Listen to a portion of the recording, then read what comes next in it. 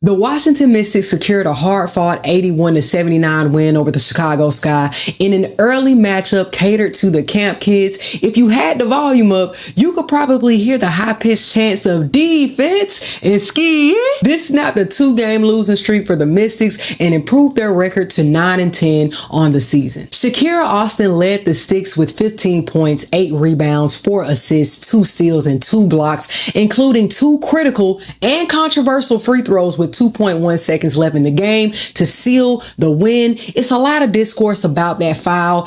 And do I believe it was a foul? No, it was a ghost call because the referees are likely on edge because there have been several complaints from players, coaches, and thousands of complaints from fans about the lack of calls. There were 47 calls made in this game with 12 teams averaging roughly 18 to 21 fouls per game. This was slightly above average, but even with the amount of whistles there were a lot of missed calls and there were also a lot of bad calls made against Washington. At this point, I've been trying to focus on things that these teams can control. Chicago had 16 turnovers and conceded 14 points. They gave up 13 offensive rebounds, including a rebound off of a free throw in which Shakira Austin was able to secure her own miss and eventually score. And that happened because nobody boxed out the shooter. In fact, the only 2 people that boxed out on this play was Angel Reese and Elizabeth Williams. That play was huge. We can also speak to the reactive challenge from Tyler Marsh. While I understand the challenge, it happened late in the game, so I don't necessarily think it was too early.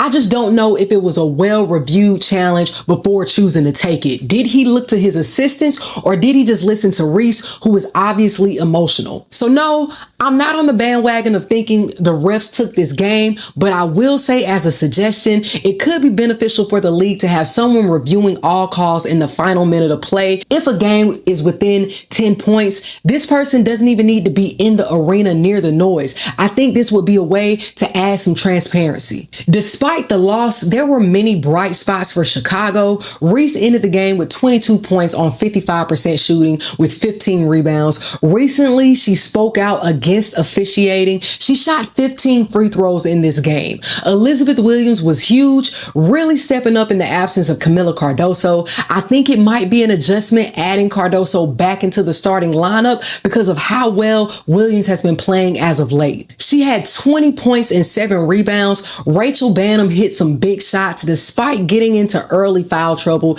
and sitting out the entire second quarter. Iriafen struggled with shooting and turnovers but did okay with facilitating. She had 5 assists. What's hurting Chicago right now is bench production. They were outscored 22-11. Rebecca Allen has been inconsistent. Maddie Westbell is struggling to produce. Jefferson and HVL didn't see many minutes, and Michaela Onyenwere has been a mystery to me, and she's been moved to the starting lineup. I think she's really one of their best offensive players, but she's not producing in this system. As for Washington, the all-star rookies Sonia, Citron, and Kiki Iriafen remain poised.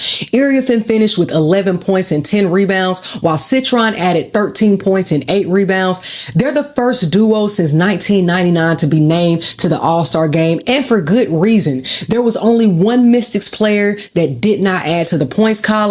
It was an all-around team effort. With the loss, Chicago falls to 5-13 and continues to struggle with closing tight games. But what are your thoughts, Hoops Tribe? How are you feeling about the results of this matchup? Let's talk hoops.